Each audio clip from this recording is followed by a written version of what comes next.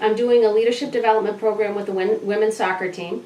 And I taught leadership here for the management division. And I think building off of what I just said, I think giving the athletes a chance to take a step back and reflect, not just practice and prepare for the season, but take a step back and reflect on what does it mean to be a leader on a team.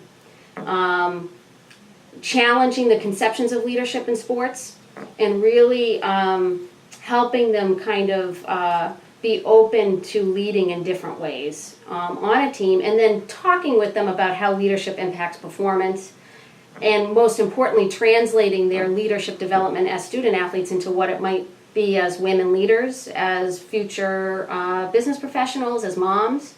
You know, all of those kinds of things to say that this is not a separate and distinct experience, but I think we need to help them connect the dots a little bit. So that's kind of the goal of the program, but it's going to be a leadership simulation. I use a simulation with Tinker Toys, and essentially, you know, I make them play different roles as leaders, observers, you know, the person on the bench, and challenge them to work together under strenuous circumstances like blindfolding, and timing them, and who's going to win and lose, to really, it's a metaphor for their season, for the roles that they're going to play. And basically what we do is then deconstruct this exercise about building this Tinker Toy set, how it feels different when you're blindfolded versus when you can see, and then have them understand what that means on their team as leaders. And most importantly, help them set goals. So at the end, it's not just about them developing as leaders, but then how does having,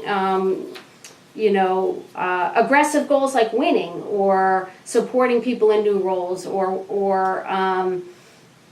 dealing with things that don't go the way that you want, the unexpected, I think are all the things that I'm hoping to talk to them about this afternoon. And then hopefully they leave with at least a starting point for conversations during the season, because things are going to happen.